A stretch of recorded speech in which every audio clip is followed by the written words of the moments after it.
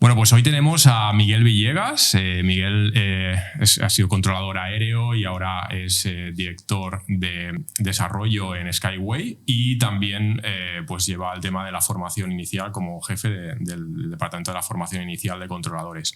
Muy buenas, Miguel.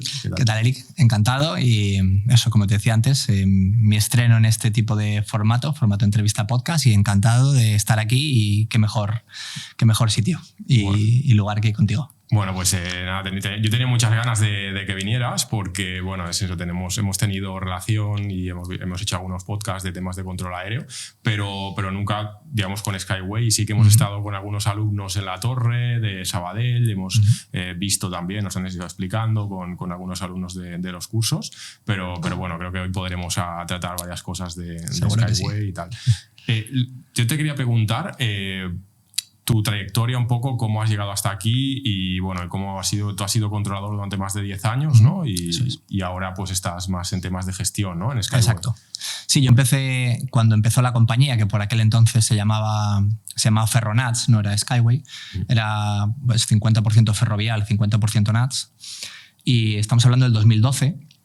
Y ahí yo empecé en la Torre de Vigo. Estuve... bueno, de hecho yo viví la transición del servicio de control público al modelo liberalizado que tenemos hoy en día.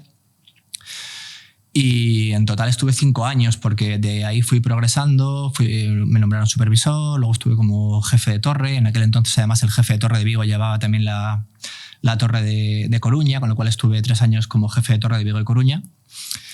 Luego de ahí me moví como jefe de torre a Jerez, y allí estuve otros 4 años casi. De ahí luego pasé a Alicante. Estuve habilitado cerca de 2 años y llevé la parte de formación y competencia de la compañía. Y después he estado durante algo más de 2 años llevando la parte del servicio de dirección de plataforma en Barajas hasta hace nada, 4 o 5 meses, que como bien has dicho, he asumido un nuevo reto. Bueno, ya con lo que dices me surgen un montón de preguntas, porque, o sea, tú realmente has estado en varios aeropuertos, pero ¿cuál es el que más tráfico ha tenido o más es una buena pregunta. ¿Crees que? Si miramos las cifras de tráfico como tal, sin duda Alicante. Alicante a día de hoy está siempre top 5 o 6 de España. O sea, estamos hablando, y además de todos los que están arriba en el ranking, es el único que tiene una pista. O sea, Alicante es extremadamente intenso en cuanto a tráfico. Pero si hablamos de complejidad, pues quizás te diría Jerez, porque Jerez tiene una peculiaridad, es que tiene gran cantidad de escuelas de formación de pilotos junto con tráfico comercial. Y el mezclarlos los unos a los otros con diferentes velocidades, con toda la casuística que conlleva pues tratar con alumnos que están aprendiendo, pues te hace sudar la gota gorda más de una vez. Claro. O sea, pero ves que había mucha diferencia, digamos, entre unos aeropuertos u otros. Sí, totalmente. Por ejemplo, aeropuertos como Vigo tienen mucha menos carga de trabajo en cuanto a tráfico se refiere, pero es verdad que por el otro lado Vigo tiene una gran cantidad, tiene una climatología muy concreta, es Galicia, y dentro de Galicia el aeropuerto de Vigo pues es característico porque tiene gran cantidad de nieblas, lo que provoca la activación de los procedimientos de baja visibilidad. Pues yo el último año que yo estuve allí, creo que estoy hablando de un 46% de los días hubo activación de procedimientos de baja visibilidad, lo que significa que hay una complejidad añadida, que es que tienes que controlar sin ver nada. Pero cuando digo nada es como si te ponen una plancha blanca en el fanal de la torre y es que no ves nada. O sea, este aeropuerto, o sea, procedimientos de baja visibilidad, para que no lo conozca, es cuando hay niebla o cuando... Sí. Entonces, en esos casos... Pero este aeropuerto tiene... tiene sistemas de ayuda al aterrizaje. O sea, es un aeropuerto que está bien preparado, pero desde el punto de vista del controlador tienes esa complejidad que, por ejemplo, aeropuertos como Jerez es muy raro que te pase. También hay, pero no es ni comparable. De hecho... En Vigo teníamos la broma de... Por ahí, en Vigo está como... El aeropuerto está en un alto y al sur está una localidad que se llama Porriño, y la niebla siempre se generaba ahí y subía. Y siempre decíamos que parece que en Porriño hay una fábrica de niebla que está funcionando 24 horas al día todos los días, porque vamos... Coruña Es similar a Vigo en cuanto al clima, pero por ejemplo Coruña ya tiene una escuela de vuelo que ya le añade una complejidad extra. Y lo que te he dicho antes, Jerez y Alicante, es que son dos mundos totalmente distintos. En Alicante vives lo que es un aeropuerto comercial de máxima intensidad, con un uso de pista bestial, con toda la presión que tienen de las aerolíneas, los slots. O sea, son aeropuertos muy, muy distintos y cada uno con sus retos y sus cosas interesantes. Porque, o sea, tú dices que empezaste justo cuando se liberalizó, sí. O sea, antes, digamos, de liberalizarse, todo lo llevaba, bueno, AENA, ¿no? Porque exacto. en ese momento era AENA. Y crean, pues, liberalizan algunas torres en las cuales estaba Vigo, ¿no? Que es la primera. Claro, y cómo fuiste de los pioneros que entró ahí una torre liberalizada, un poco, pues, en ese momento Ferronats, ¿no? Sí.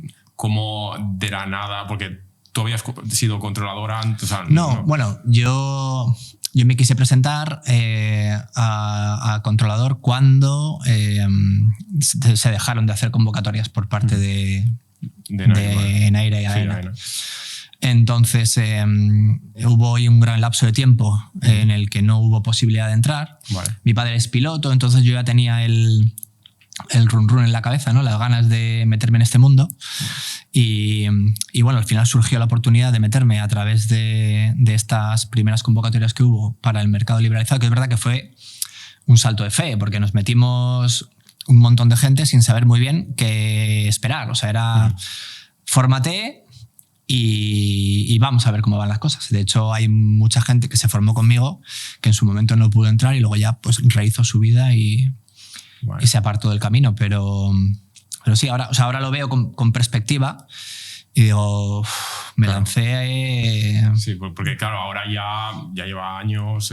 Claro, ahora es muy distinta la cosa porque ahora ya está el mercado mucho más maduro, ya sabes qué esperar. Cuando nosotros empezamos, no sabías realmente qué te ibas a encontrar, era un poco eso. Porque las torres que ha ido llevando, ¿no? Antes Ferronats y ahora Skyway, han ido como cambiando esas torres que, bueno, esos... bueno, las que empezaron siguen liberalizadas. Lo que pasa es que, bueno, ha habido, pues como hay licitaciones, pues puede haber cambio de proveedor. Puede haber cambio. Y luego, pues alguna más que ha ido saliendo después, pero el grueso de son 3 lotes. Sí. Ese sigue liberalizado y son las mismas con las que empezamos. Vale. Es que hay una cosa que me llama la atención, ¿no? Que siempre preguntábamos de dónde viene, porque la aeronáutica es muy pasional, ¿no? Es algo que te viene de dentro y bueno, al final pues siempre acabas en ese sector. Y has comentado que tu padre era piloto, o sea, ¿es algo que tú ya de pequeño querías ser controlador o querías dedicarte? No controlador, pero a mí siempre me ha llamado mucho la atención el mundo de la aviación. Yo era de los pues cuando volaba sobre todo con mi padre, yo era de los de meterme en cabina y venga, y a ver, ¿y esto qué es? ¿Y esto cómo funciona? Y de hecho a mí lo que me llamaba la atención sobre todo cuando era más joven era la parte de piloto, pero bueno, luego la vida, pues por razones X, pues me acabó llevando a donde estoy hoy ahora. ¿No has probado nunca de pilotar alguna avioneta? No, en el simulador en casa sí, pero y vuelos me he dado, pero no, de hecho hay una espinita clavada que tengo que veremos a ver si me la quito. Bueno, es que claro, siendo controlador habrás visto de todo, sobre todo en escuelas de vuelo, ¿no? Sí. Y a lo mejor, pues bueno. Entonces, estás más curtido, te das cuenta de más cosas, pero bueno, también eso te hace ser más consciente y aceptar las cosas como son. O sea que al final hay una cosa de la que tenemos que estar todos muy orgullosos, es que tenemos un sistema de gestión, vamos a llamar, del tráfico en España que es muy seguro. Y eso es algo de lo que tenemos que sacar pecho. Claro, sí. Bueno, sí, el tema de seguridad operacional siempre pues, lo indicamos que es algo muy importante y bueno, es cosa de pues, controladores, pilotos, bueno, todo el sector, incluso los temas de formación, ¿no? Exacto. Intentamos contribuir sobre todo en eso desde la semilla, desde que empiezan en el sector. Pero a mí me gustaría saber pues cómo... No sé, que nos explicaras cómo es un controlador aéreo, la vida de un controlador, ¿no? Cuando empiezas y cómo describirías a alguien de la calle que no haya sido controlador, cómo es. Bueno, a ver, la vida de un controlador es, vamos a decir, es diferente al resto porque es verdad que es una profesión, vamos a decir, atípica, ¿no? No es no es algo que veas habitualmente. Tiene, pues primero, lo primero que tienes es que cuando trabajas como controlador trabajas a ciclos normalmente, que pueden ser 5 días de trabajo, 3 libres, o 6, 3, o 5, 4. Entonces, si trabajas en aeropuertos grandes también tienes noches, que eso hay que tenerlo en cuenta, o sea que al final no todo el mundo lo lleva bien. Y luego está la parte propia de trabajar automodal, que es lo más bonito con diferencia. El todos los días subir ahí arriba, estar viendo a tu compañero que está controlando, que tiene la bahía, que estás empezando a hacerte una idea de lo que vas a heredar, que al final es el relevo, ¿no? El relevo al final es, esto es lo que tengo, te toca, ¿no? Y cuando te metes ahí y te concentras 100% en gestionar pues, todos los vuelos que puedas tener en ese momento, ahí es cuando realmente disfrutas. Y además es que el tiempo se pasa volando. Te tiras 1 hora y cuando te has dado cuenta dices, pero si es que parece que me he sentado hace 5 minutos, ¿sabes? Pero, ¿realmente qué nivel de presión se vive? Porque es verdad que es tan estresante, ¿no? Como dicen. ¿O? A ver, es estresante, pero esto es una pregunta típica. Es estresante, pero no siempre. No. Y por supuesto depende del aeropuerto o del centro de control. Yo hablo sobre todo de aeropuertos, que es mi experiencia.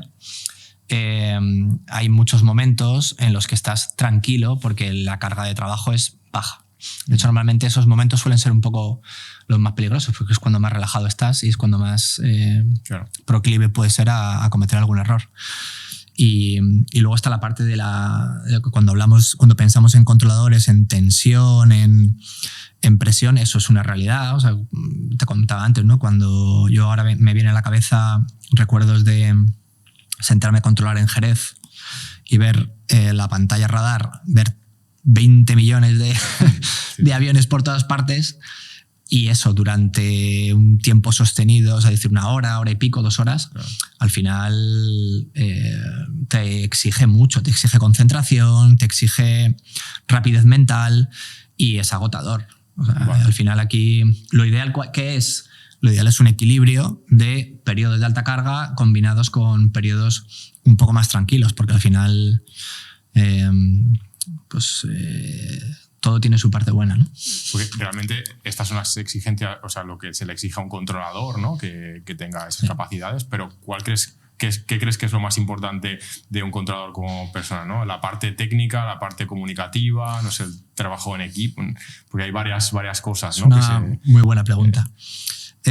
Para mí hay una parte súper importante que es la actitud de cómo tú como controlador afrontas las situaciones que se te van a dar. La actitud es gran parte de todo. Luego está la aptitud, que la aptitud es esa parte que vas aprendiendo, que vas mejorando, que en la escuela trabajas para que el día de mañana pues, seas competente y capaz de gestionar lo que te venga por delante. Cuando hablamos de qué aptitudes son necesarias, pues, por ejemplo, la orientación espacial. Hay una cosa que mucha gente no sabe, es que tú cuando vas a un fanal, tú tienes tu presentación radar y tienes la torre, o sea, la pista, tú estás viendo el fanal por fuera. Pero la orientación de uno y de otro no tienen por qué coincidir. O sea, tú puedes tener en la pantalla radar un tráfico que te viene por arriba, que sería el norte, claro. Sin embargo, tienes que buscarlo detrás tuya, porque el norte está atrás. Es algo que parece una tontería, pero la orientación espacial, el saber dónde están las cosas, el saber adaptarte a ese tipo de escenarios es muy importante.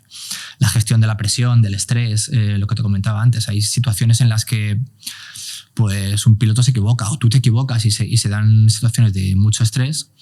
Si tú te vienes abajo, lo único que vas a hacer es complicar las cosas más. Ahí tienes que... O sea, realmente un controlador tiene que tener esa capacidad resolutiva, de resolver problemas en tiempo real, ¿no? Es fundamental eso, la resiliencia, ¿no? Que tanto oímos hablar a día de hoy, y el ser capaz de aguantar la presión, de reaccionar en tiempo y forma, que eso es muy importante, ¿no?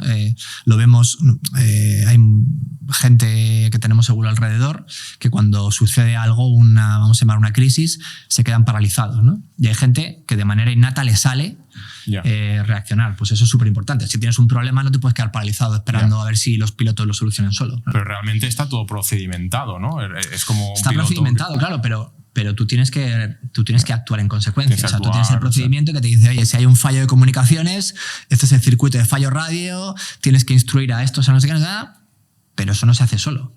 Bueno, yo te iba a preguntar, porque has comentado el tema de la orientación espacial en la torre y tal, y ahora, bueno, está de actualidad y han salido el tema de las torres remotas. Sí. Entonces, claro, ahí realmente tú tienes una pantalla, tú tienes bueno, se hace todo con pantallas, pero no lo estás viendo realmente. Esa orientación puede ser la misma. O sea, ¿qué piensas de esto? Mira, de hecho, nosotros a mediados de junio, principios y mediados de junio, pusimos en funcionamiento la primera torre remota digital en España, en Vigo concretamente.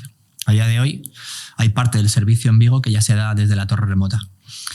La torre remota para mí es un complemento, es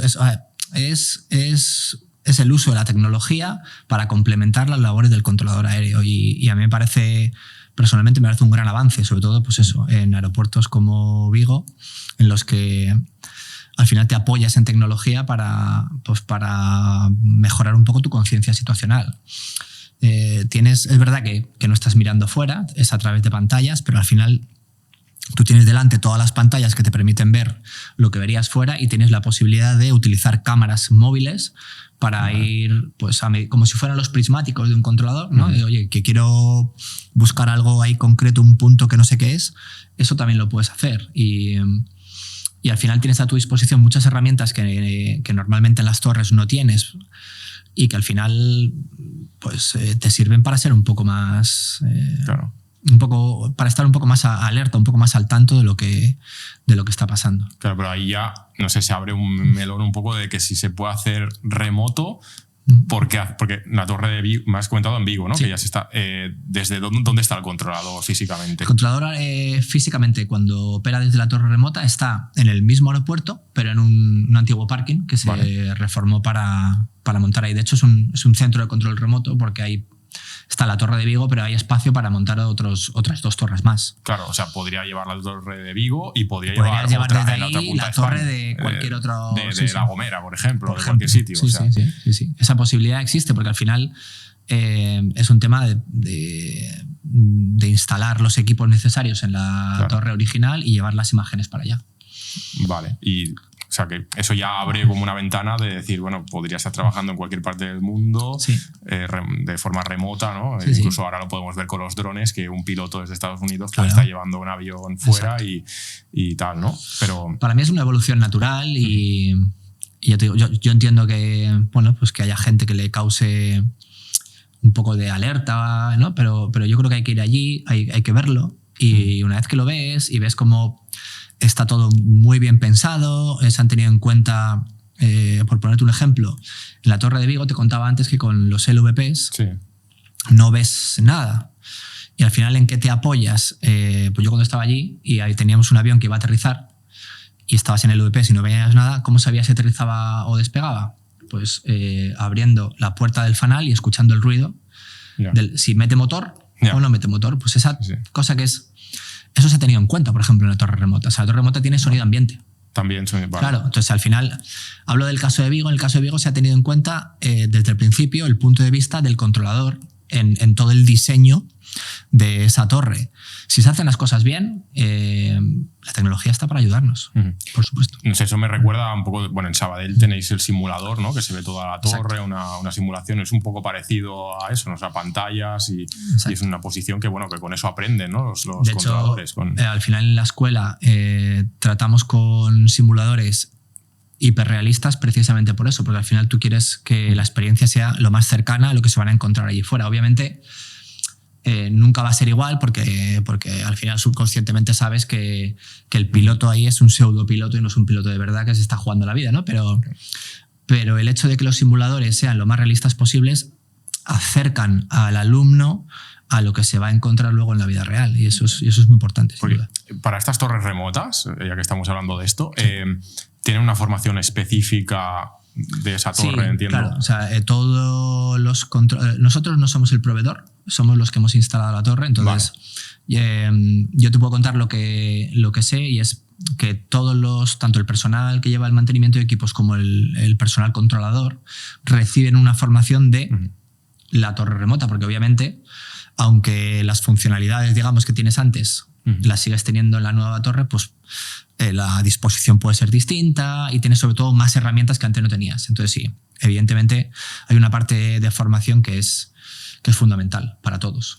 Yo con todo este tema, ¿no? de la digitalización y tal, siempre tengo la duda de hasta qué punto la máquina puede actuar como la persona. O sea, si ya vamos haciéndolo remoto y tal, ¿por qué no al final una IA? Porque claro, todos esos inputs los tienes de cámaras, de temas de... Pues bueno, hace poco estuve en el Paris Air Show, ¿no? Y ahí se veía... Pues es increíble porque hay cámaras de los propios drones que detectan los coches, los vehículos, las personas, cómo se mueven. Tracking, claro, y todo eso, al final una máquina analizado puede tener todos esos datos, luego actuar en base al procedimiento y casi evitar factores humanos, ¿no? Pero sí, no sé. O sea, es una conversación muy interesante, pero además es algo muy recurrente. El tema de la automatización, digitalización y la IA ya es la cúspide de todo esto.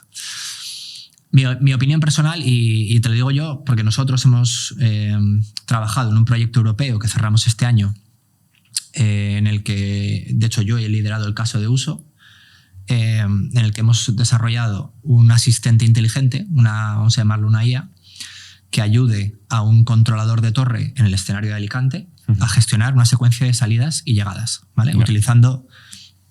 O sea, al final, los humanos, las personas, tendemos a meternos en visión túnel cuando tienes mucha carga de trabajo y te centras en lo más inmediato, ¿no? Lo que más te afecta en la escala de tiempo. Al final, pues llámalo IA, llámalo asistente inteligente,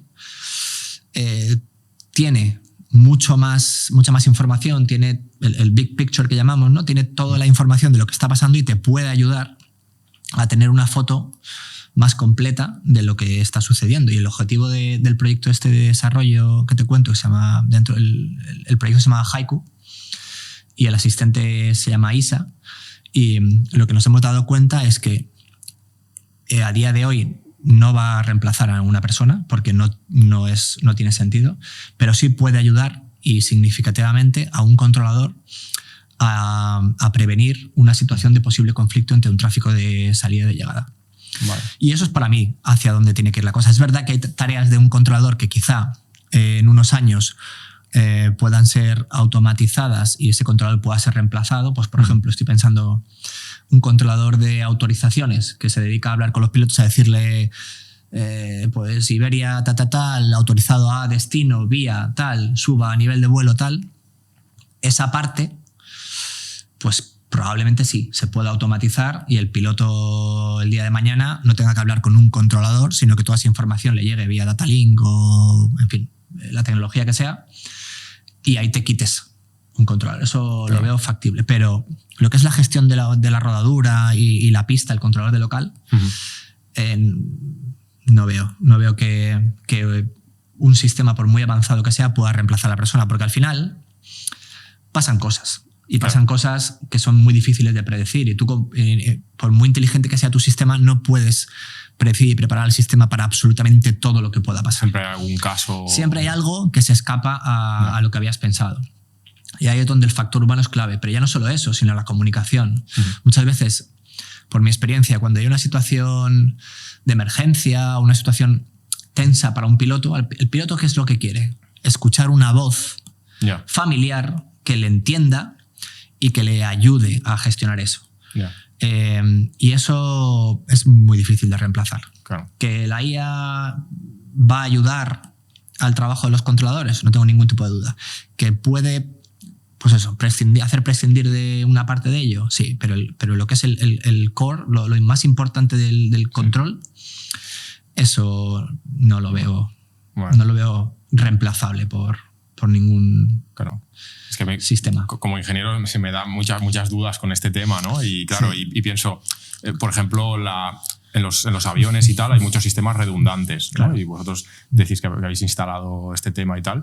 Esto lo hemos probado en el simulador, ¿eh? Claro. No lo hemos llevado a una torre. Pero realmente, si la cámara fallara, por ejemplo, ¿se queda sin visión ese controlador? ¿O hay sistemas? Hay procedimientos de contingencia. Hay procedimientos, al final, claro, siempre. Al final, pero igual que en una torre convencional. O sea, si te falla la radio, claro, siempre pues tienes siempre procedimiento de contingencia. Pues al final se trata de... O sea, todo puede fallar. Exacto. Y además, en el mundo en el que vivimos, todo pasa digital. Ya lo analógico está desapareciendo. Entonces no hay que irse a una torre remota digital y pensar que es un riesgo. Es que todo lo que tenemos a día de hoy es susceptible de ser hackeado. Mira lo que está pasando, todos los vuelos que están sobrevolando las zonas de conflicto con el spoofing. Yeah. O sea, al final todo es susceptible de ser atacado y hay que estar preparados para ello. O sea, y no hay que tenerle miedo a las cosas por el que pasará. No, lo que tienes que hacer es prepararte de la mejor manera posible y tener procedimientos para, si sucede algo inesperado, pues saber cómo actuar. Volvemos otra vez a los procedimientos que hablábamos antes. Ahora hace un paréntesis, ¿no? Porque has hablado de la palabra spoofing y para aclararlo, ¿no? Que es esto del jamming y el spoofing. El jamming y el spoofing, sí, es lo que están viviendo ahora muchos pilotos en zonas de conflicto, que es básicamente las interferencias, por un lado, de las señales GPS sobre todo, y por otro lado, que es un poquito más peligroso, y es el intentar engañar al GPS de manera que el avión interprete que está en un sitio donde realmente no está. Básicamente, o sea, los satélites dan información y lo que hacen es que, como el GPS es americano en este caso, o de los diferentes gobiernos, pues meten ruido en esas señales, pues Exacto. para un poco, y eso... Bueno, puede pasar incluso nosotros mismos, si tenemos un GPS, pues claro, que no nos marque exactamente. O y eso la banda aeronáutica, o sea, quiero decir, al final... o sea, realmente muchas cosas de las que tenemos en el día a día son susceptibles de... Pero bueno, lo que sí que siempre lo decimos, ¿no? Y para que quede claro, incluso también para gente que puede tener incluso miedo a volar, ¿no?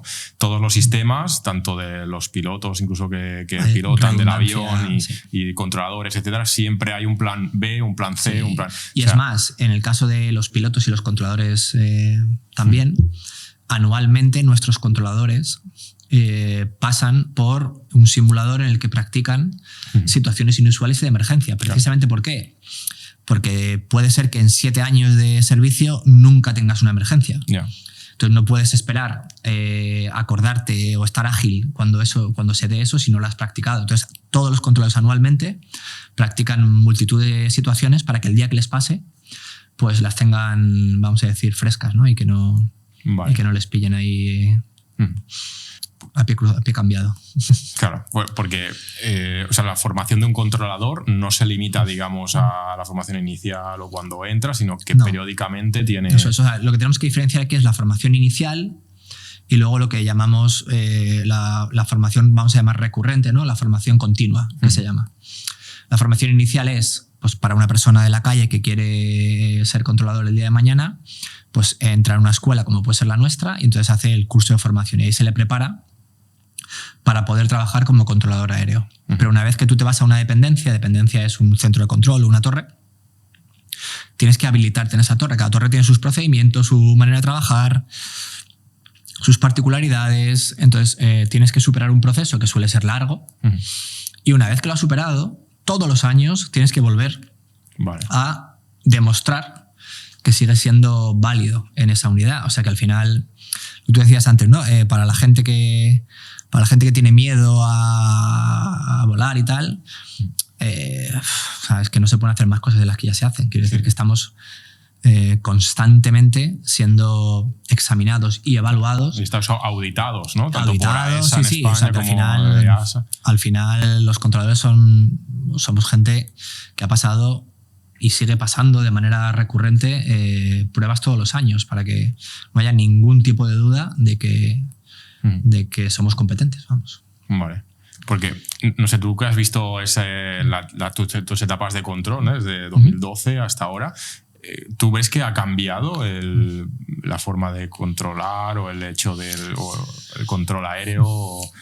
Poco. O sea, poco. Sí.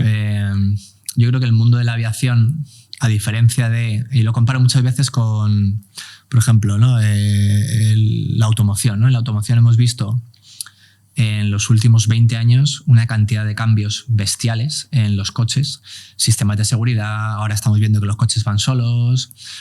En el mundo de la aviación va mucho más lento. Es verdad que en los aviones quizás sí se ha visto una mejora tecnológica, pero a nivel de control la realidad es que no ha cambiado tanto las cosas. Han cambiado, pues yo qué sé, cuando yo empecé en Vigo, cada vez que venía un vuelo, ya sea un despegue o un aterrizaje, se imprimía una ficha de papel y esa la colocabas en un portafichas que es dentro de lo que llamamos la bahía. La bahía es básicamente pues eso, una representación de lo que está sucediendo ahí fuera. Y además se hace con una serie de reglas concretas, es decir, las salidas van aquí, las llegadas aquí, si hay un conflicto se hace así, aquí apuntas, todo eso se apuntaba a mano para que si mañana viene, o sea, si en un rato viene mi compañero y me tiene que hacer un relevo, solo viendo la bahía ya se hace una idea muy clara de lo que hay ahí fuera. Eso, por ejemplo, ya está en extinción y ahora es todo electrónico, ya es todo en una pantalla grande, las fichas son electrónicas, interactúas con un ratón y un teclado. Ahí sí que ha habido un cambio. Pero lo que es en la manera de controlar y demás, lo que son procedimientos, ahí las cosas siguen muy parecidas. Claro. Pero ya te digo que este sector vamos más despacito que... Sí, bueno, o sea, cada tema nuevo, ¿no? Hay que probarlo, hay que estar muy seguro. Hay que analizar los riesgos que puede tener. Por eso a mí me parece un hito muy importante el tema de la torre remota, porque al final es un salto bastante grande respecto a lo que estamos comentando ahora, ¿no? De repente nos hemos plantado con una torre digital, con un montón de pantallas, con una serie de funcionalidades que antes no existían, y para mí eso sí que me resulta un salto tecnológico bestial. Y por eso estoy muy contento, porque yo soy un gran defensor de la tecnología, siempre y cuando esté bien probada y sirva para ayudar. Y me da la sensación de que a veces nos cuesta un poco avanzar en este sector, por eso... Bueno, sí, es algo muy interesante y que puede llevar a muchas mejoras y cambios y aprender muchas cosas, ¿no? Sí. Porque ahora, bueno, que hemos hablado un poco de todos estos temas, tú ahora trabajas en Skyway y siempre pues estabas en Ferronats, que viene a ser lo mismo, pero ¿qué es Skyway? O sea, bueno, Skyway es verdad que no hemos hablado para los que no nos conozcan, somos un proveedor de servicios de navegación aérea. Entonces nosotros damos servicio de control en varias torres de España, en 6 torres de España, y ahora a finales de octubre empezaremos a dar servicio también en Castellón. Damos servicio de control en torres pues como Alicante, Valencia o Ibiza, por ponerte, o Sabadell, que tú has estado, ¿no? Y luego aparte, pues tenemos la Escuela de Formación de Controladores, que tenemos 2 sedes, en Madrid y en Barcelona, y entonces formamos controladores para nuestras propias torres y también para Enaire, que anualmente pues convoca plazas para incorporar controladores en sus dependencias. Vale, o sea, todo el tema de la formación inicial que es necesaria. También somos proveedor CNS. CNS es toda la parte de equipos, comunicaciones y demás en 2 torres de aeropuertos de Cataluña.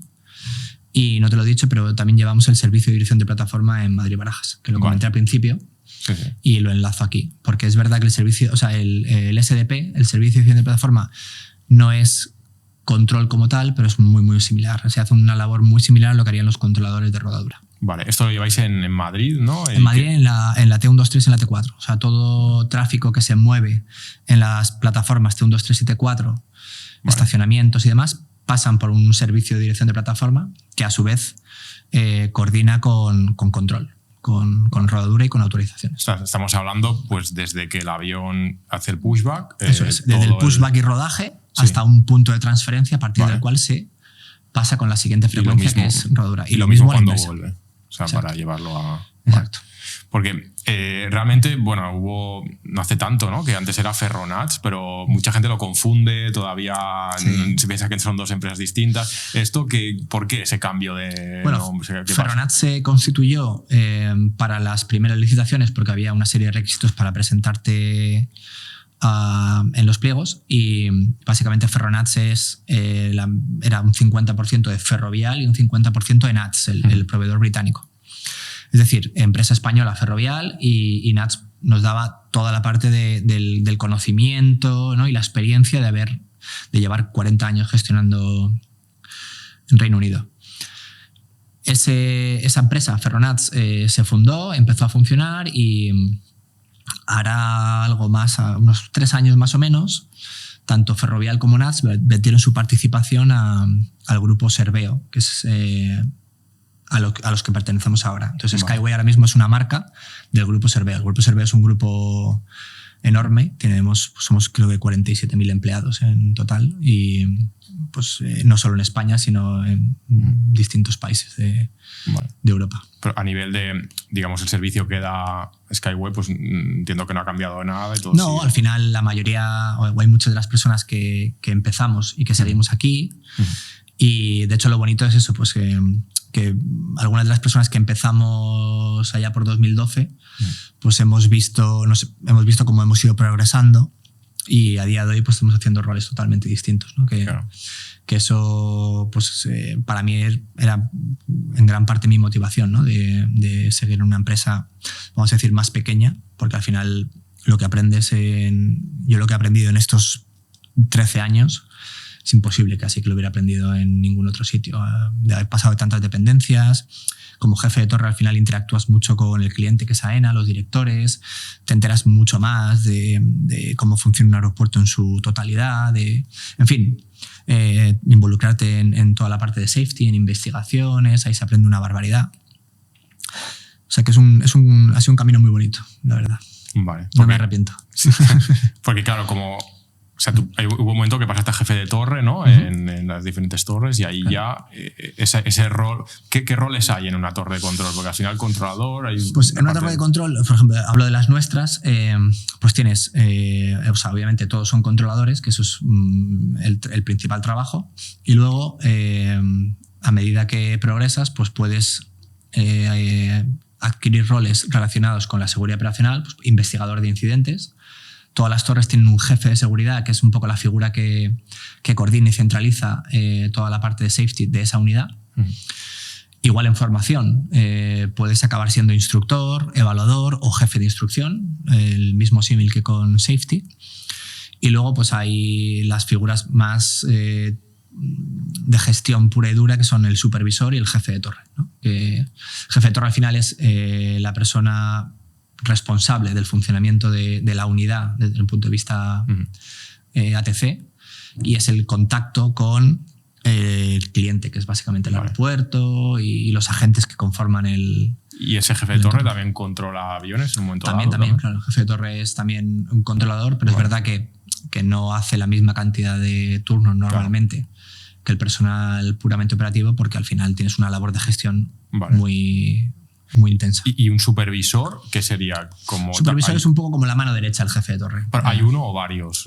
Normalmente suele haber uno, porque estamos hablando de torres pues eso, que no son centros de control donde hay muchísima gente, o no es una torre como Barajas, ¿no? Que trabajan 17 personas al día.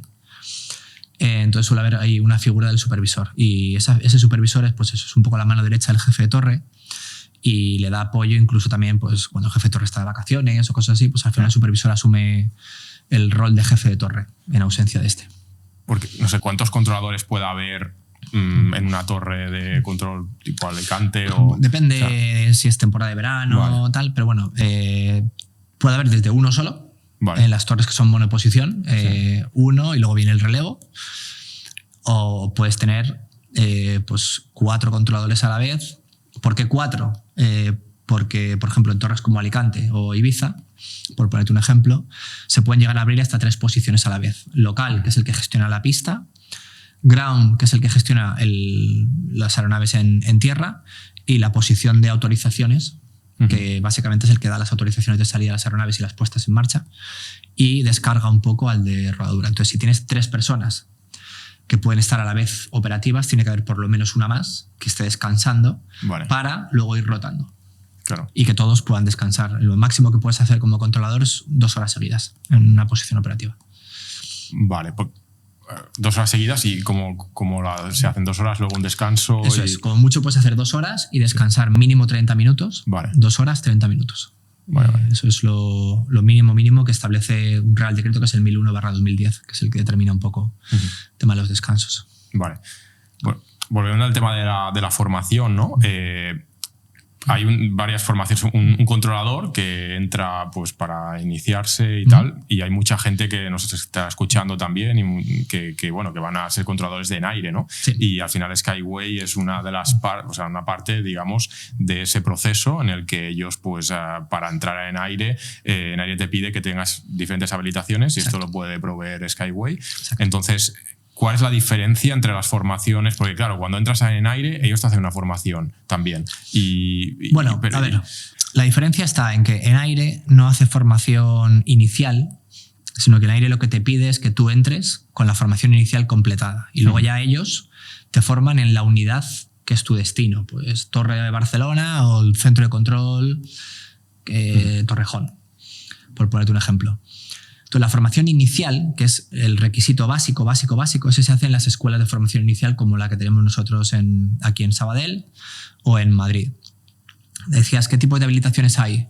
Básicamente hay 3 tipos de habilitaciones, que son aeródromo, ruta y aproximación. El controlador de aeródromo es el que trabaja en los fanales, en las torres de los aeropuertos que hemos visto tantas veces, ¿no? Cuando subes a la torre de control, pues esa persona que está ahí es el controlador de aeródromo. Y luego está la parte de ruta y aproximación. El controlador de aproximación y el de ruta trabajan en centros de control, es decir, no trabajan en sitios con ventanales, sino en salas cerradas con pantallas y con la típica pantalla radar de las películas, ¿no? Que ves ahí los aviones moviéndose. El controlador de aproximación, su labor principal es redirigir todo el tráfico que sale y entra de una zona. Por ejemplo, en Galicia, ¿no? Los aeropuertos de Vigo, Coruña y Santiago, pues los 3 aeropuertos, los vuelos que van o salen de esos 3 aeropuertos pasan por un controlador de aproximación que es un poco el que hace el embudo y los redirige y los recoloca, vamos a decir, hablando así coloquialmente.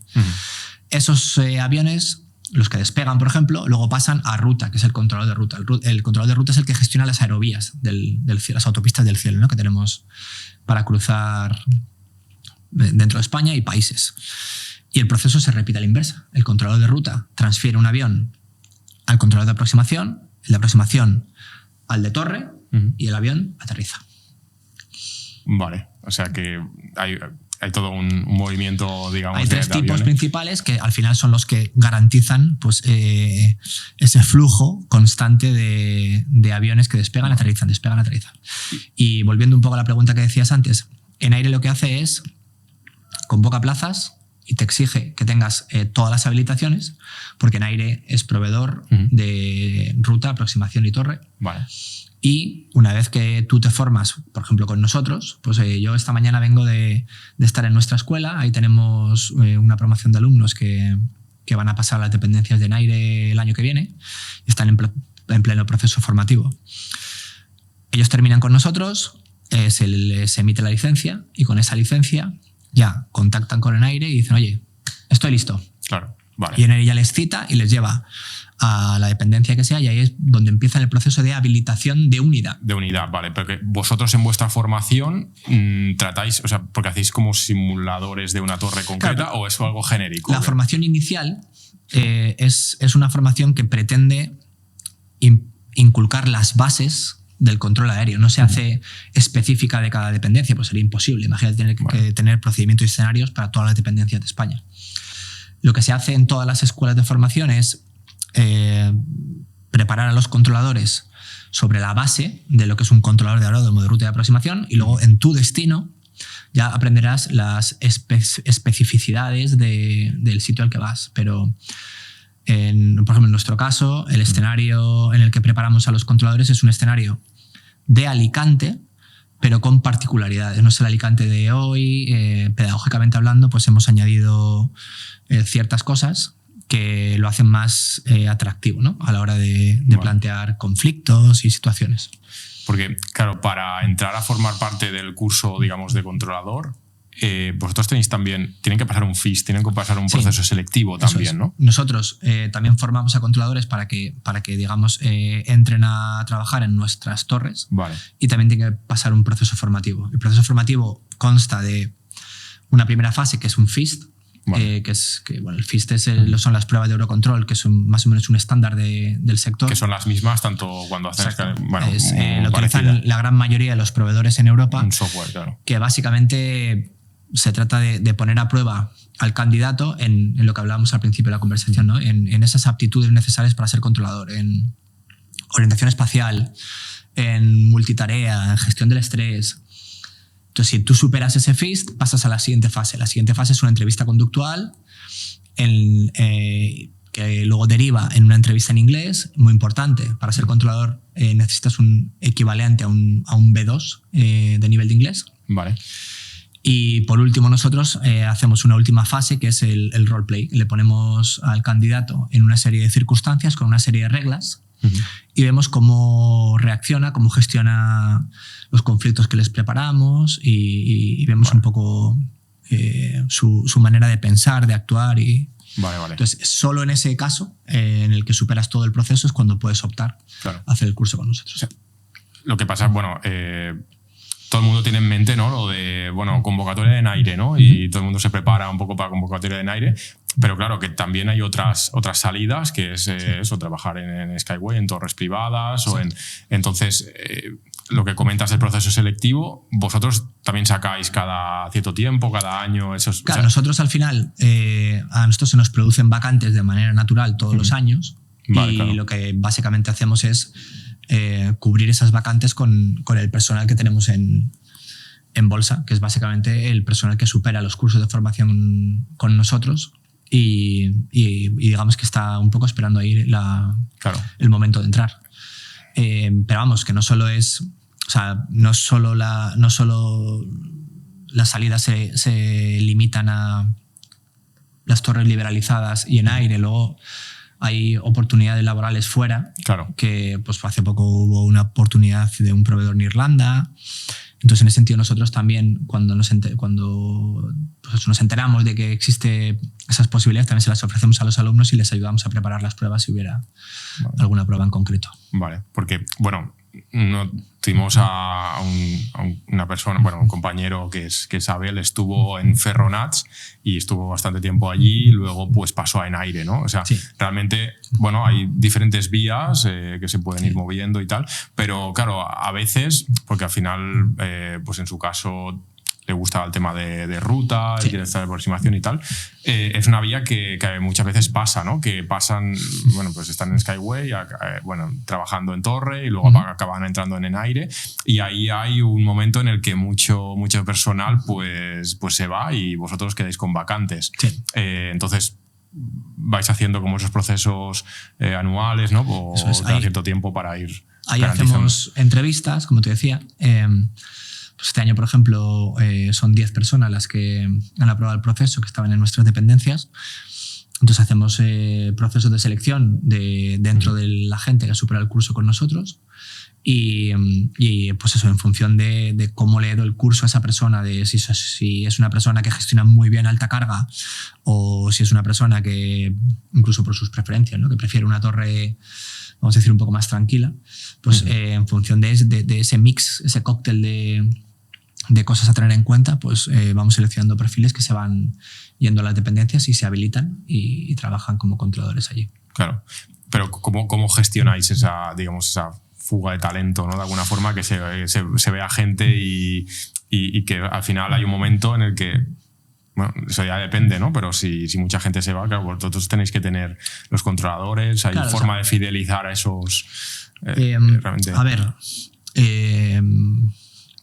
la gran diferencia que hay entre el sector liberalizado y el público ahora mismo son los salarios. O sea, a día de hoy el salario de un controlador público de media está muy por encima del sector liberalizado y no es porque en el sector liberalizado no se quiera pagar más, es porque hay las torres que hay y los márgenes son los que son. O sea, no estamos hablando de que las empresas del sector liberalizado tengan márgenes de 2 dígitos, ni mucho menos, ¿no? O sea, se trata de que, esta es mi opinión personal, de que el día de mañana se pueda continuar ese proceso de liberalización para ampliar un poco el pastel. Si ampliamos el pastel, hay más para repartir y si hay más para repartir, pues las condiciones salariales del sector liberalizado tenderán a acercarse al sector público.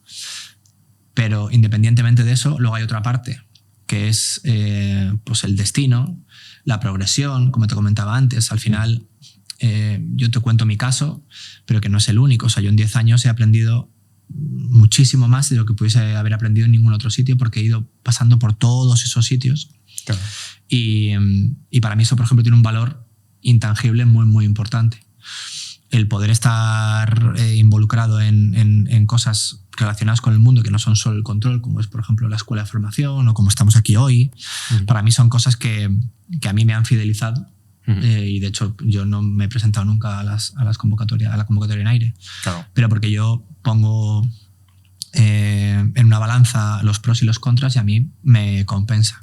Y como yo, hay mucha gente, o sea, la gente que se va todos los años de nuestra empresa es un porcentaje bastante bajo. O sea, no nos pensemos que renovamos un 50% de la plantilla cada año, ni mucho menos, porque luego, pues eso, hay circunstancias personales de todo tipo, los destinos que tenemos, pues puede haber gente que premie más el estar en su ciudad natal, que pueda ser Valencia o Murcia, sobre cualquier otra cosa. O sea que al final herramientas hay, pero es verdad que la diferencia salarial existe, y donde yo creo que deberíamos ir como sector es hacia una mayor liberalización que permita subir esas condiciones salariales.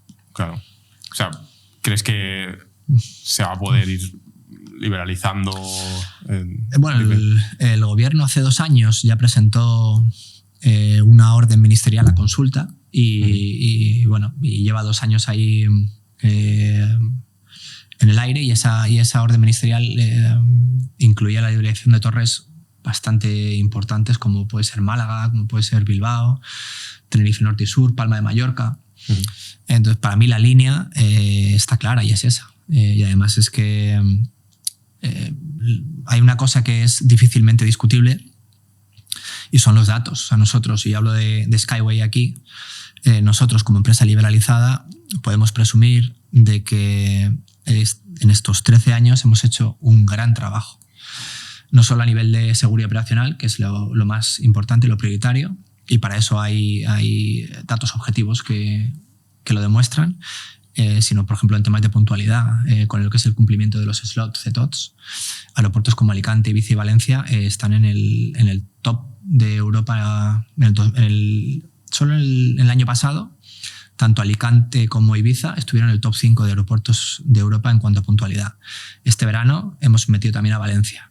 Y estoy hablando de que del año pasado, en 2024, la media de nuestras torres fue de un 99,4% en el cumplimiento de slot. Es decir, que estamos haciendo un muy buen trabajo. Y esto no es un dato que me saco yo como Skyway, no. Esto es un dato que está en Eurocontrol, que lo puede consultar cualquiera.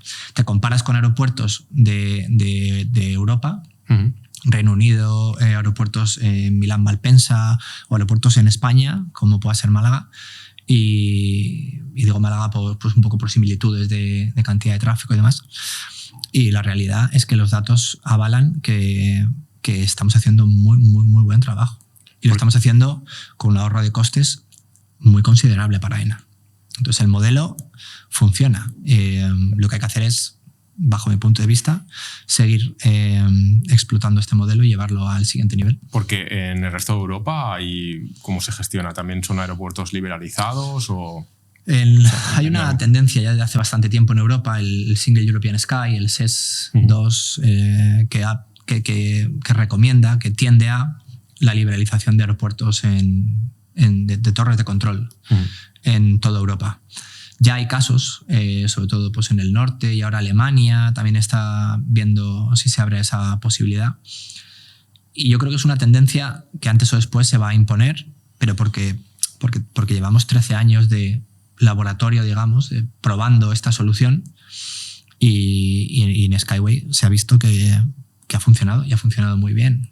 Y lo que te digo, ya no es que te lo cuente yo porque me apetece contártelo, porque no, es que te puedo ir con datos por delante y te digo, oye, el modelo funciona. Ahora hace falta que alguien dé un paso adelante y diga, vamos con la siguiente tanda. Y eso es para mí pues sería lo lógico, ¿no? A día de hoy. Lo que pasa es que bueno, hay mucha gente que ve con recelos de la liberalización y mucha gente diría, bueno, y esos puestos de trabajo que hay ahí en Málaga. No, pero bueno, quiero decir, sí, los puestos de trabajo nunca se van a perder. O sea, cuando se produjo la liberalización de los primeros 3 lotes, sí, todos los controladores aéreos que estaban en las torres de control que se liberalizaron pasaron a otras dependencias. Y el problema que tenemos en España, pero no es en España, es en toda Europa, hay un problema acuciante de falta de controladores y ya te digo, o sea, ahí puedes ver por ahí, hablan de que en los próximos 10 años puede haber una falta de entre 70 y 100.000 controladores en todo el mundo. ¿Eso que provoca? Eso produce demoras. Entonces, si lo que necesitamos son controladores, abramos el mercado liberalizado para que proveedores como nosotros podamos empezar a prestar servicio con nuestros controladores, de manera que aquella torre liberalizada pueda reubicar a sus controladores en los sitios, centros de control o torres donde más falta haga. O sea, el problema es que a día de hoy en España en general siguen faltando controladores. De hecho, esta última convocatoria en aire son de 158. Es la mayor. Incluso lo han ampliado durante el proceso. Lo han ampliado en 8 plazas más. Controladores hacen falta. Entonces, ¿por qué no exploramos las 2 vías posibles? Que es sigamos formando controladores nuevos y abramos el mercado de la liberalización para que se produzca ese movimiento de recursos de un sitio a otro donde puedan hacer falta. Lo que pasa es que bueno, ahora mismo en un mercado liberalizado vosotros tenéis una buena posición y tal, pero si se empiezan a liberalizar más torres y tal, entrarán más proveedores. O sea, supongo que entrarían más proveedores, pero aquí hay una... Bueno, pero eso no es malo. O sea, que al final la competencia es buena para todos. O sea, si no hay competencia, si hay un monopolio, ahí no... El perjudicado al final es el pasajero. Claro. Si no hay un monopolio y lo que se abre es una competencia sana, regulada, controlada, que eso es importante también, claro. O sea, hay que asegurarse de que las cosas se hacen bien, pero si se abre esa competencia a más proveedores, pues al final... Pero ¿cuáles son las barreras de entrada para ser un proveedor de navegación aérea? Porque supongo que hay un proceso súper difícil de ser... Depende de las condiciones en las que se liciten pues las torres en cuestión. Pero en las anteriores convocatorias se han presentado los grandes proveedores de Europa. Se han presentado Alemania, se han presentado los nórdicos, los finlandeses. O sea que las opciones existen. Y de hecho, ya te digo, yo considero que es sano abrir el mercado a la competencia, porque al final eso te hace esforzarte en hacer las cosas mejor. Lo que pasa es que cuando sale una licitación, por no sé tu opinión, pero normalmente se adjudica un poco por precio, es lo que más se tiene en cuenta y lo otro pues...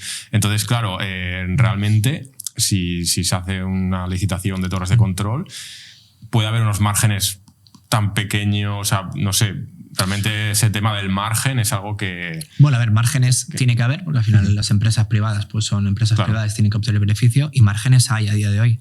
Pero es verdad que quizá habría que explorar y esta es mi opinión personal también, explorar un modelo de licitación para el futuro que no sea 100% basado en la mejor oferta económica, sino una ponderación de oferta técnica con oferta económica para que... O sea, normalmente es como que cumples una serie de requisitos técnicos y si los cumples vas a la y el que oferta mejor... económica. Sí. Claro. Sí, ahí yo creo que hay margen de mejora. Vale.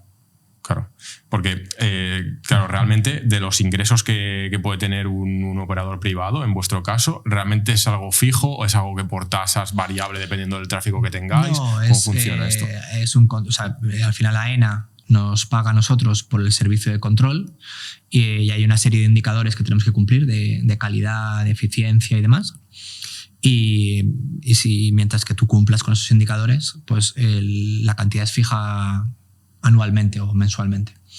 Vale. Lo único que si no cumples, pues puede haber penalizaciones, pero es que es lo más normal del mundo en un mercado liberalizado, como pueda ser cualquier otro servicio que podamos imaginar, ¿no? Pero ¿de dónde saca el dinero esas...? Bueno, AENA con el servicio liberalizado está ahorrando más o menos un 40% de lo que se pagaba antes. O sea que para AENA claramente hay un beneficio económico. AENA pues, obtiene el dinero de muchísimas fuentes, sobre todo pues, tasas aeroportuarias, el alquiler de locales, de comerciales en los aeropuertos, etcétera, etcétera. Y al final AENA tiene, vamos a decir, externalizado una serie de servicios y como pueda ser pues, todo lo relacionado con la gestión de la seguridad aeroportuaria, por ejemplo, por ponerte un ejemplo, y el servicio de control es otro más. Vale, porque bueno, desde que AENA también pues, pasó a bolsa y también se privatizó pues, una parte y tal, pues también se tiene en cuenta pues, los costes y bueno, todo eso. Sí, claro, hubo un cambio de paradigma, pero repito, que a mí me parece normal. O sea, al final el beneficiado aquí de todo es el pasajero, porque si AENA paga menos, pues eso repercute directamente en las tasas aeroportuarias, que repercute al final en el precio de los billetes, que es de lo que se trata, ¿sabes? Bueno, pues y aparte de eso, ¿no? Cambiando de tema, hablamos del tema de la formación, de las salidas que podía tener y el empleo, ¿no? de controlador, que al final pues gente pues entra en Skyway, luego hay gente que va a Enaire o se queda en Skyway o incluso se le abren pues, puertas alrededor del mundo internacionalmente, ¿no? Sí. ¿Realmente esta formación inicial es válida para cualquier aeropuerto de Europa o cómo funciona? La formación, nosotros en la escuela lo que estamos certificados bajo el reglamento europeo, el 340, que es la licencia europea común. Es decir, tú como controlador aéreo sales con tu licencia de alumno controlador válida para toda Europa. Es verdad que luego los países en Europa pueden exigir, aparte de que tenga la licencia europea y el inglés, te pueden pedir pues el idioma local. Por ejemplo, pues en Alemania el proveedor te pide un mínimo nivel 4 ACI de alemán o en Francia de francés. Y eso es un poco el requisito, pero más allá del requisito del idioma, la licencia es válida para toda Europa. Vale. Como te decía antes, hace poco surgió una oportunidad de empleo en Irlanda. En Irlanda, que el idioma es el inglés, solo piden inglés, pues con licencia europea de alumno controlador y con tu mínimo nivel 4 ACI de inglés puedes optar a ese puesto de trabajo. Ahora que hablabas de esto del tema del inglés, ¿no? Con las torres de control, cada vez más, sobre todo ahora AENA está implantando que los trabajadores, pues todo el mundo que está en aeropuertos, incluso los que están haciendo mantenimiento de las zonas y tal, que tengan esa habilitación en inglés. ¿Cuánto se controla en castellano y cuánto en inglés en un aeropuerto español realmente? Depende mucho del aeropuerto. Sí. Pero bueno, lo que sí es cierto es que nosotros, siempre que haya dos tráficos, dos aviones, y uno de los dos no sea hispanohablante, las comunicaciones se hacen en inglés. ¿Por qué? Por mejorar la conciencia situacional. Es decir, si hay dos aviones y uno va a utilizar la pista para despegar y el siguiente se le va a instruir a entrar y mantener, no tiene sentido utilizar dos idiomas distintos, porque el que no sabe español no se va a enterar. Sería una barbaridad. Entonces, al final, ¿qué se hace? Pues se utiliza el inglés predominantemente. O sea, en un aeropuerto como Alicante, por ejemplo, pues te diría que el 90% de las veces se habla en inglés.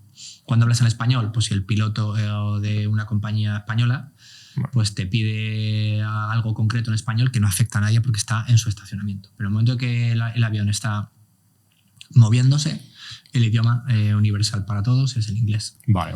Pues claro, y eso entiendo que en otros aeropuertos de Europa es un poco lo mismo, lo que pasa es que tienen que tener esa habilitación pues, de francés, de alemán o el que sea idioma local.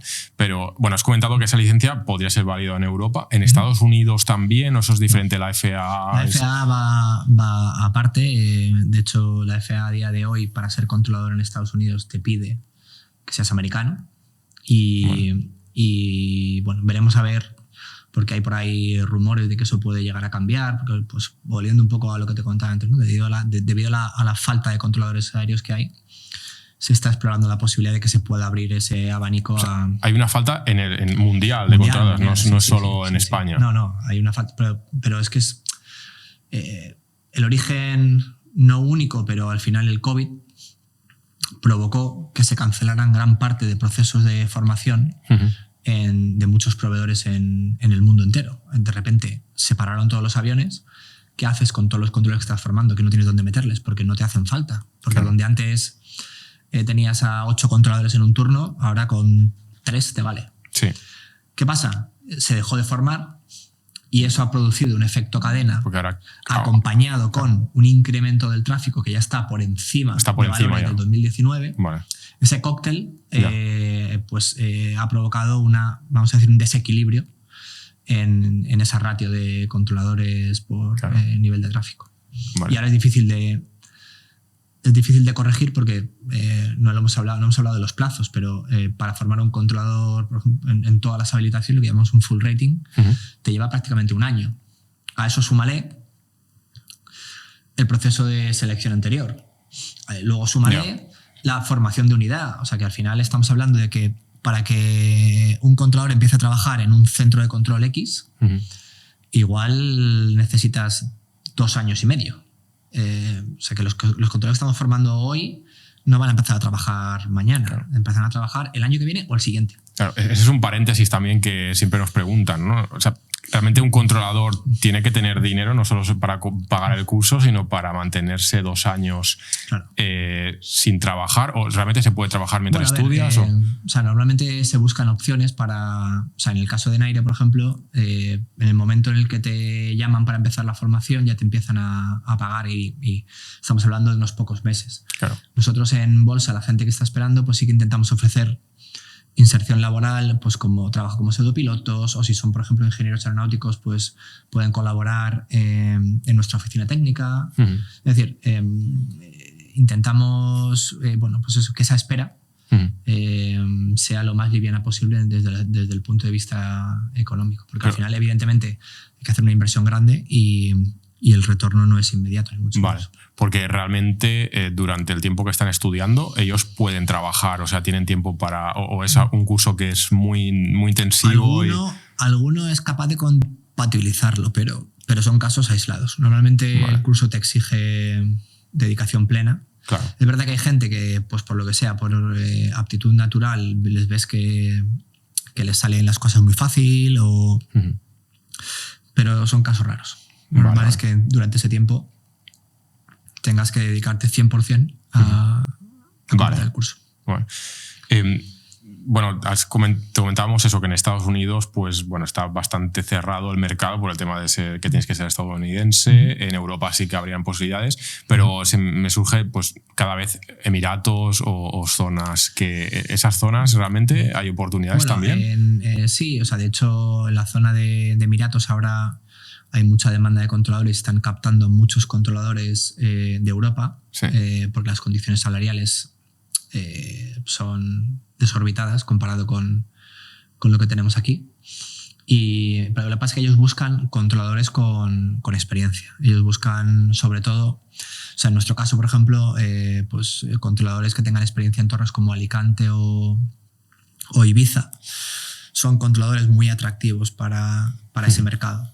Vale. Y al final, teniendo licencia 340, ellos necesitan muy poco para convertirla en la licencia ICAO, que es la que ellos utilizan en sus aeropuertos. O sea que vamos a decir que no hay un impedimento ahí en cuanto al tema de licencia. Vale. Pero es verdad que no te vale cualquiera. Para irte para allá normalmente buscan perfiles, pues eso, ya más... O sea, básicamente intentan reducir el mínimo el fallo, o sea, los suspensos durante el proceso formativo, digamos, ¿no? ¿Porque están bien valorados los controladores españoles fuera? Sí, sin duda, sin duda. Yo creo que en España tenemos muy buena formación y que somos un país muy turístico. Estamos hablando de que somos, o sea, que tenemos más turistas al año que Estados Unidos. Es inmensamente más grande que nosotros. Lo que se traduce en muchísima cantidad de tráfico en los aeropuertos principales, lo que se traduce en una experiencia operativa muy valiosa, sin duda. Vale. Bueno, esto creo que lo has comentado antes, pero al final, siendo controlador, también tienes más opciones, o sea, tienes ámbito de gestión, de safety, pues hay varias salidas, ¿no? Exacto. Dentro del... Sí. No solo control, hay, pues eso, dentro de este mundo, pues eso, está toda la parte de gestión, la parte de en seguridad operacional, pues ahí siempre se abre un mundo muy grande. Luego hay gente pues, que son psicólogos que a lo mejor juntando la psicología con la aviación pueden encontrar también ahí un camino muy interesante. Ramas hay, subramas, vamos a decir, dentro de la aviación hay muchas, pero porque al final es un mundo muy complejo. Claro. Y de hecho sí, tenemos gente que empezó como controlador y ahora está orientado a otras cosas. Bueno, un ejemplo eres tú, ¿no? Que empezaste como controlador y ahora pues estás en tema de eso. Y bueno, me gustaría pues hablar de eso, ¿no? De tu caso, por ejemplo, que ahora pues... ¿cuál es tu papel, ¿no? En Skyway y tu papel en todo esta empresa ahora mismo? Mi objetivo principal es un poco, como tú comentabas al principio, la parte de desarrollo de negocio. ¿Qué significa eso? Pues internacionalizar un poco Skyway como marca. Y darnos visibilidad, sobre todo en Europa, pues para precisamente eso, para poder formar a controladores no solo en el mercado nacional, sino para todos aquellos proveedores que a día de hoy no tienen capacidad suficiente para formar a sus propios controladores y puedan necesitar apoyo externo.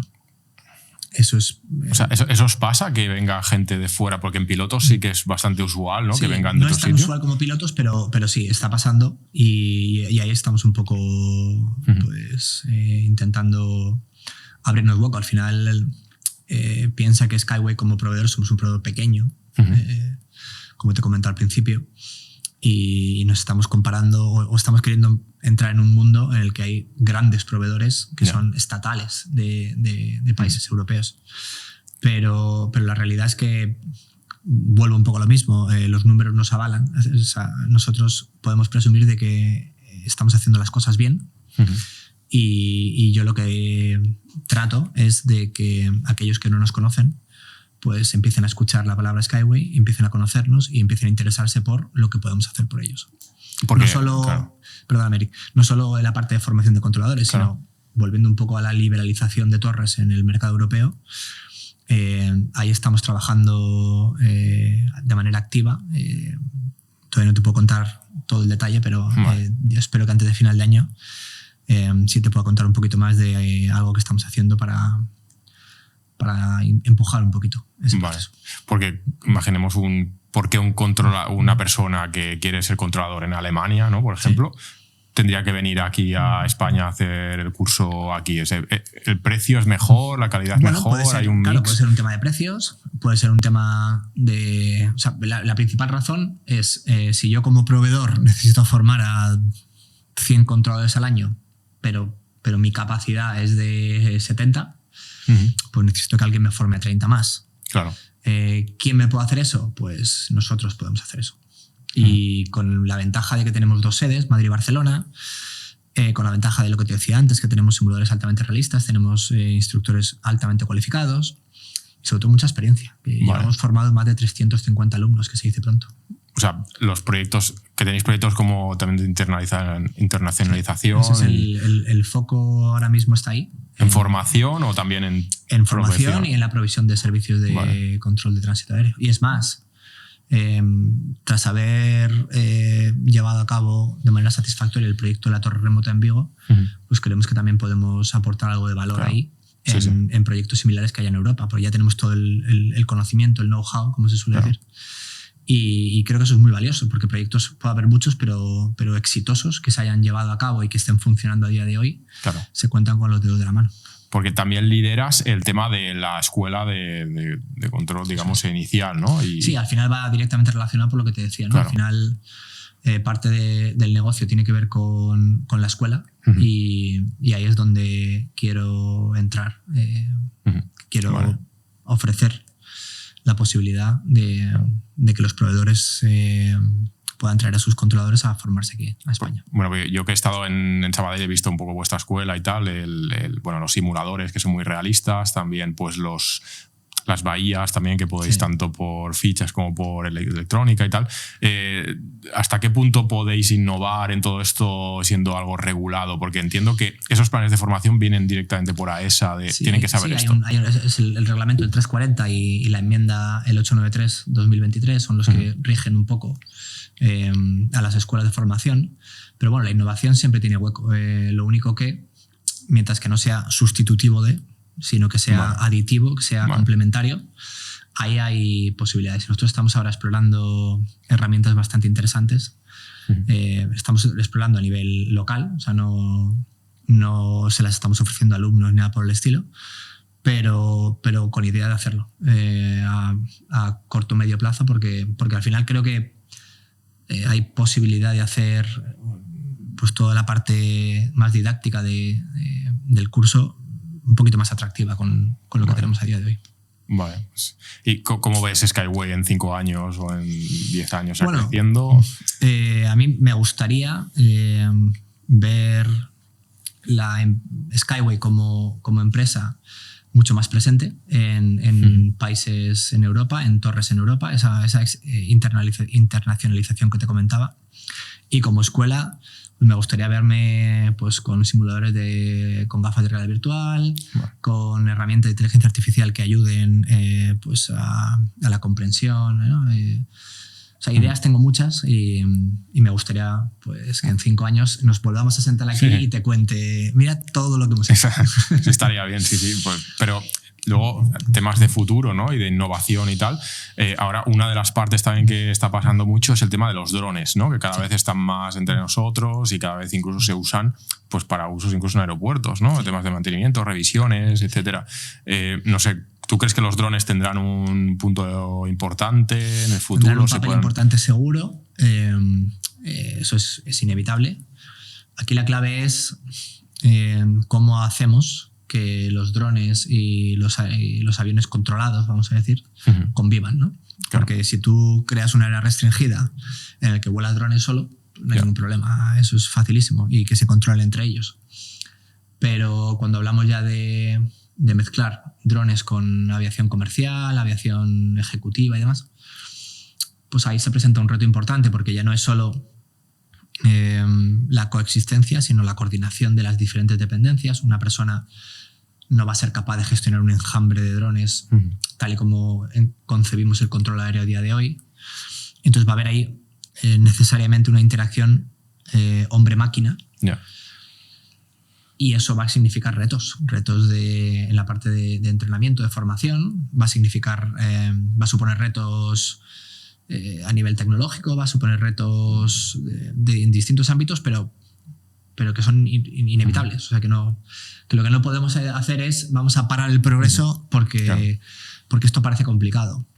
La evolución... Es que he visto noticias, ¿no? Que incluso en Dubái se están poniendo con el tema de movilidad aérea, aerotaxis, cada vez hay más. Exacto, todo esto está evolucionando bastante y... Eso es una realidad y no es fácil, no voy a decir que sea fácil, pero evidentemente de aquí a 10, 15 años sí que va a haber un cambio muy significativo sobre todo en la gestión del espacio aéreo. Vale. Y a nivel de sostenibilidad, todo este tema, pues se han ido añadiendo normativas o a nivel de control se ha ido algo cambiando. Pues...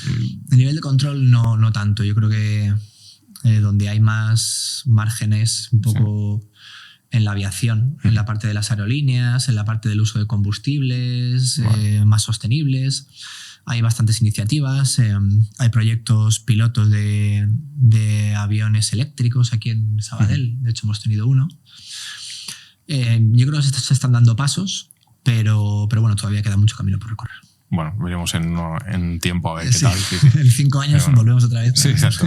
Pues no sé, ya que para hablar de alguna anécdota tuya, que como has estado en muchas torres de control distintas y muchos aeropuertos, ¿hay alguna anécdota, algo que te haya marcado, que recuerdes? Sí, hombre, anécdotas hay muchas. Recuerdo una en concreto, no te voy a decir el aeropuerto por si acaso alguien... Pero bueno, pasó que venía el rey y antes de la llegada del rey, pues en el aeropuerto se hizo un despliegue de seguridad, que es normal, ¿no? y el equipo de subsuelo activó los inhibidores de frecuencia. Entiendo que, pues yo desconozco totalmente cómo funciona eso, pero entiendo que pues subsuelo estaban en el parking, pues viendo si había algún coche sospechoso con algún tipo de explosivo o algo así. Pero claro, activando los inhibidores de frecuencia dejó a todo el aeropuerto sin comunicaciones. Okay. Hasta el punto de que el propio avión del Rey estuvo a punto de frustrar la maniobra porque no había manera de autorizarle a aterrizar. Vale. Afortunadamente, una persona del aeropuerto se dio cuenta enseguida, empezó a buscar el origen del problema y se solucionó con bastante agilidad y se quedó todo en eso, en una anécdota. Pero ahora lo piensas, es gracioso, pero en el momento no te ríes tanto cuando eres incapaz de hablar. ¿Qué pasaría en este caso si fuera incapaz de hablar? Porque he oído cosas de que hasta llaman por el móvil. Volvemos a los procedimientos. Sí. Si un avión que está aproximando a una pista no recibe la autorización de aterrizaje, tiene que frustrar la maniobra. Vale. Frustra la maniobra y si la torre no responde, pues hay una serie de procedimientos por los cuales básicamente acabas contactando con la frecuencia anterior en la que estabas, que esos no se ven afectados y simplemente te redirigen a lo que es el aeropuerto alternativo. Vale. Claro. Y esto, claro, por parte de los pilotos y sobre todo que lleváis el tema de SDP, bueno, no sé si hay, pero ¿hay alguna vez algún pique, alguna cosa? Porque claro, es como, no, a mí me toca primero, a mí tal, todo esto. Sí, o sea, no es lo habitual porque al final pues todos tendemos a ser muy respetuosos y hay mucho compadreo en el mundo de la aviación entre pilotos y controladores. Pero evidentemente hay circunstancias y somos personas y un día pues puedes tener un día malo, alguien te dice no sé qué y lo interpretan mal y el piloto o sea, esas cosas pasan. No es lo habitual, pero pasan. Pero claro. Bueno, al final se quedan en anécdotas y ya está. Porque pilotos y controladores, ¿hay algún nexo de unión? ¿Hacéis reuniones con diferentes...? Bueno, nosotros... en Skyway sí hemos hecho muchas cosas, porque al final creemos que es muy importante como controlador entender la visión del piloto y como piloto la del controlador. Entonces hemos participado y organizado grupos de trabajo, hemos dado charlas a pilotos de escuelas, hemos hecho vuelos de familiarización, se han hecho muchas cosas. Pero bueno, que al final lo que te digo, o sea, personas somos todos, cada uno de su padre y su madre y... Bueno. Y entonces, aparte de esta anécdota interesante que has contado, ¿hay algún punto que hayas aprendido, algo que haya pasado y que hayas visto? O sea, a ver, aprender. O una situación crítica, no sé, un fallo de motor un día y dices, ostras. De hecho, recuerdo, me pasó en Vigo, despegó una avioneta de una persona que conozco además, que es piloto habitual allí. La despegué yo. Y bueno, salió del espacio aéreo y la transferí con la siguiente dependencia y al poco recibo una llamada al teléfono de la torre y diciendo que varias personas han llamado al 112 avisando de que hay una avioneta que se ha estrellado y tal. Entonces de repente saltan todas las alarmas, empiezas a buscar el colateral, a preguntar, oye, ¿tienes algún avión que te falte? Yo no, pero te pones a revisar hasta que nos dimos cuenta de que esa avioneta, ya te digo, ya no estaba con nosotros, pero yo al final, por la información que me llegaba del 112 de una avioneta de color rojo, digo, pues que hayan salido de Vigo es esta. Vamos a comprobar si está. Intentas contactar con ella, no puedes. Y efectivamente había sufrido una parada de motor y había aterrizado de emergencia en la autopista. Bueno. Se había virado un poquito, se había salido un poquito de autopista y había chocado contra unos árboles. No pasó nada, heridos leves. O sea, la avioneta aterrizó con los coches en la autopista. En un hueco, y es que no lo vi. Pero ves las fotos después y ves que pudo tomar en la autopista, se salió un poco, pero acabó empotrada contra unos árboles, pero que al final fue un susto y nada más. Al final el piloto salió bien. El piloto y las personas que llevaba a bordo, heridos leves, pero bueno, eso fue un buen susto. Claro. Un buen susto. Y fíjate que ya digo, no estaba ni siquiera conmigo en ese momento. Pero al final, bueno, pues es que es parte de... Y de lo que te das cuenta es que en ese tipo de circunstancias pasan cosas a las que no estás acostumbrado. Por ejemplo, te empieza a llamar gente a la torre diciendo que es la Guardia Civil o tal, y luego son periodistas que lo que quieren es sacarte información. Por eso es muy importante, cuando hablamos de practicar situaciones y tal, hacer las cosas bien y tener muy claro cómo actuar ante una situación como esas. Porque al final lo que quiere la gente es, el periodista de turno, es que le cuentes lo que ha pasado para publicarlo el primero y salir ahí con la medallita puesta, ¿sabes? Claro, pero claro, ahí ya el controlador al final, bueno, tiene responsabilidad, tiene los procedimientos y tal, pero al final es una persona y no es una máquina y tiene sus sentimientos, ¿no? Yo recuerdo, pues, bueno, yo era responsable de seguridad operacional, también investigaba incidentes y algunos incidentes, pues, recuerdo alguna vez pues, que fallecía el piloto porque tenía un accidente grave, ¿no? Y claro, el tema es el controlador, aunque no haya sido contribución suya o que lo haya hecho todo bien, claro, siempre tiene la cosa de, ostras, yo fui el último que habló con esta persona. Claro, eso realmente ¿cómo lo gestiona un controlador? Porque si te pasa... Bueno, hay una cosa muy importante. O sea, nosotros en nuestra empresa tenemos un servicio específico para este tipo de situaciones que se llama FISM, que no es propio nuestro, sino que es común en el sector de la aviación, que es el Critical Stress Incident Management, que es básicamente personal de apoyo psicológico que te puede ayudar en una situación como la que estamos relatando. No solo, además, relacionado con algo que te suceda como controlador, sino puede ser algo relacionado con tu vida personal, ¿no? Pero ese apoyo psicológico, ese seguimiento, esa ayuda para que no te comas la cabeza y acabes torturándote a ti mismo por algo en lo que no tienes ningún tipo de responsabilidad. Vale. Pues hace falta ayuda de un profesional y sí, eso es absolutamente fundamental, pero fundamental. Bueno. Salud mental, que es un tema tan afortunadamente tan hablado a día de hoy. Pero y para un controlador es también muy para importante. Un mucho más, claro, porque te encuentras situaciones delicadas en tu carrera, porque pues algunas seguro. Eso es como el motorista. Todo motorista se acaba cayendo alguna vez. Y no sé si dentro de... Pasan pruebas médicas los controladores, igual también, que los pilotos, y eso también. Periódicamente, ¿no? Periódicamente también, y de hecho yo hace 2 años que fui a renovar mi certificado médico y me dijeron 40 años, ya te toca cada año, y dije, joder, se me había olvidado ya. Vale. Pero sí, cuando eres más joven es cada 2 años, a partir de los 40 todos los años tienes que pasar un reconocimiento médico. Vale. Bueno, yo tengo algunas preguntas de los alumnos, porque querían hacértelas ya que estamos aquí. Bueno, una que ya has contestado, ¿no? ¿Qué nivel de inglés realmente se necesita para entrar a ser controlador? Un mínimo equivalente a un B2, que es lo que sería el nivel 4 de la OACI. Es decir, que seas capaz de comunicarte en inglés. No tienes que ser bilingüe, pero tienes que ser capaz de comunicarte en inglés de una manera, vamos a decir, más que básica. Vale. ¿Cómo son los test psicotécnicos? ¿Se pueden preparar o realmente...?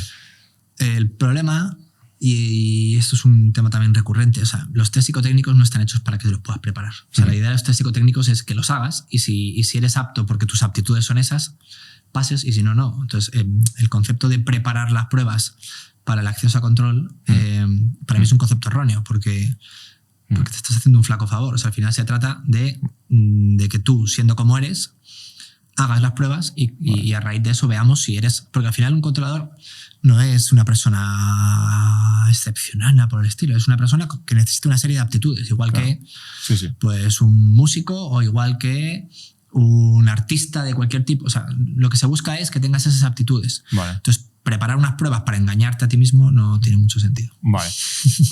¿Qué pasa si no apruebo la primera vez? Es decir, si no aprueban, ¿se pueden volver a presentar el año siguiente? Al final, lo que pasa es que o sea, depende, por supuesto, de qué prueba estamos hablando, pero tú cuando no superas un proceso de selección tienes que esperar un tiempo, normalmente un tiempo prudencial que suele ser mínimo de 1 año, para volver a presentarte.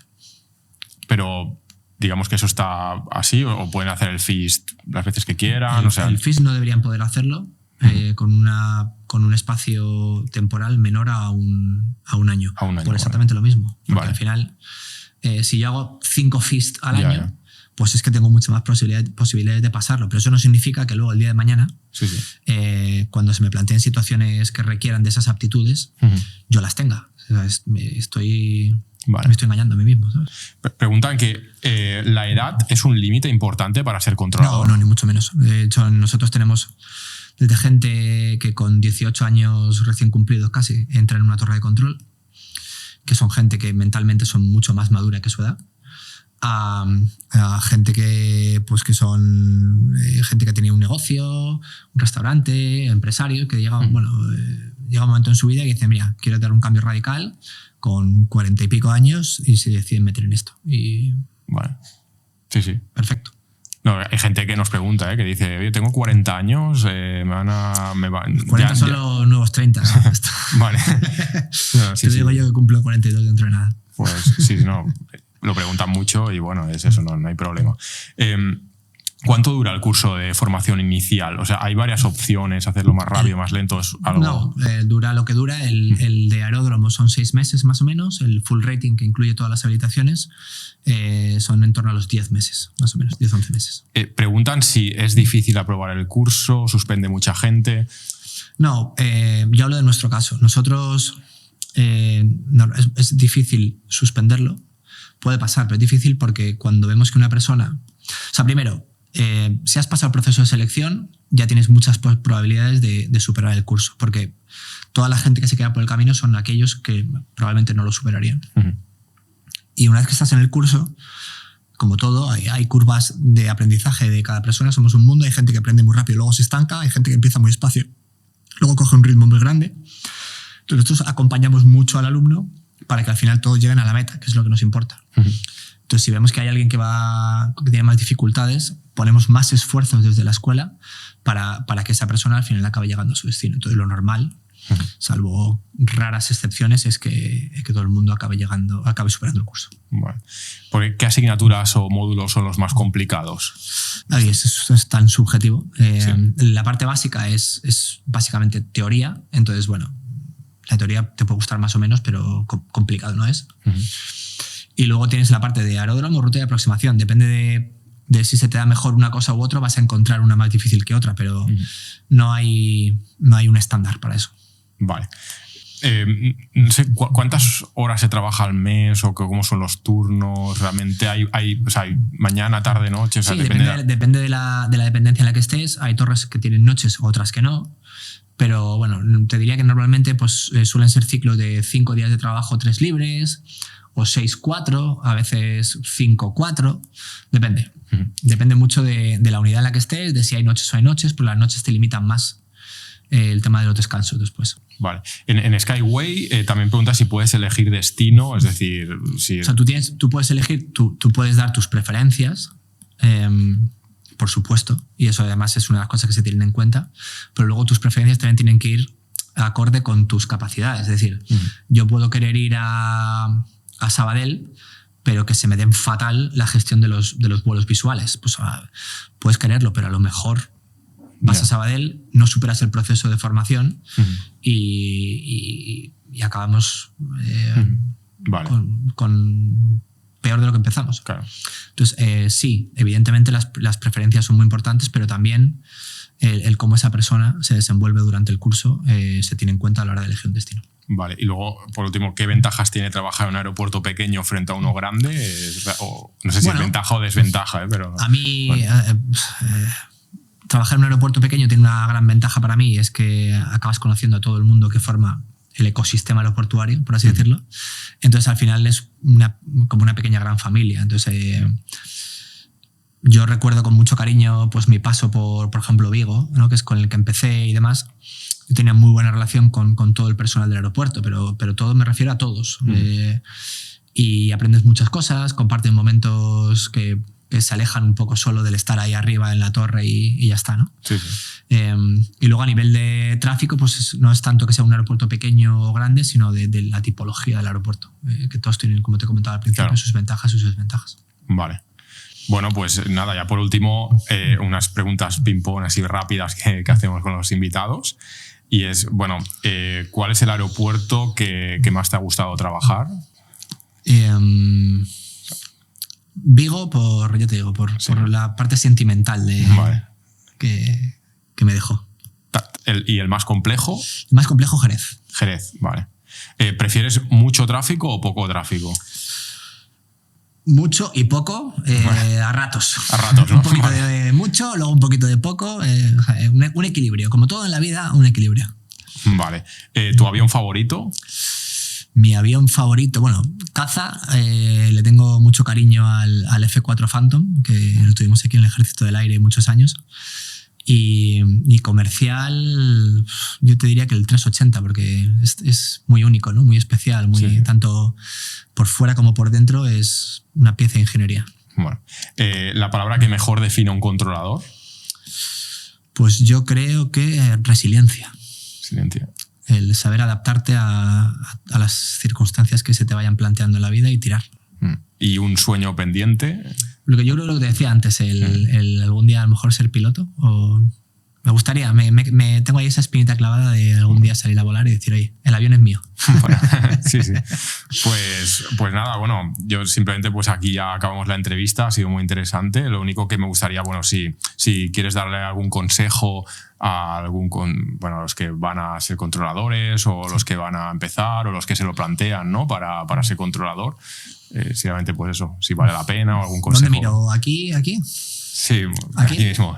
¿Ahí? Bueno, nada, yo lo que os diría es que si estáis pensando en entrar en este fascinante mundo, que sea por amor al sector, que lo que os mueva realmente sea esas ganas de entrar en algo que verdaderamente es único, que si ese es vuestro motivo lo vais a disfrutar, vais a ir a trabajar cada día con una sonrisa en la cara y vais a acabar convirtiendo el trabajo en un hobby casi. Y eso para mí eso es algo único. Y nada, animaros a todos los que estéis pensándolo y que aquí estamos para lo que podáis necesitar. Bueno, pues muchas gracias, Miguel. Muchas gracias a ti. Esperamos ver con algunos alumnos que hacemos esas salidas a los aeropuertos y tal, a ver si pronto podemos hacer alguna. Y bueno, ya esperamos verte dentro de unos años aquí y que nos cuentes un poco cómo cuando vamos quieras, evolucionando. ya sabes que eso cuando quieras y antes, pues para lo que queráis, Claro. visitar la escuela y demás, sois siempre bienvenidos. Muchas gracias. A ti.